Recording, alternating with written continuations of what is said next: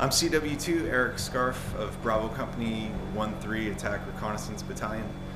We're out here in Grafenwoehr to support the Ground Force Commander.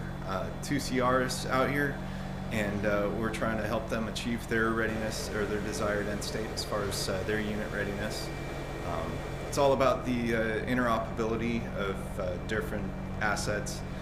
In this case, we've got the maneuver force along with attack aviation. And in supporting them in their training, we of course get fantastic training as well.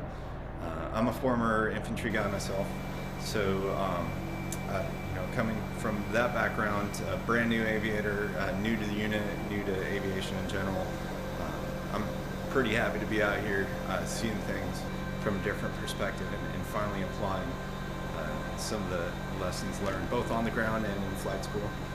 And out here at the FARP, we've got our maintenance and support personnel.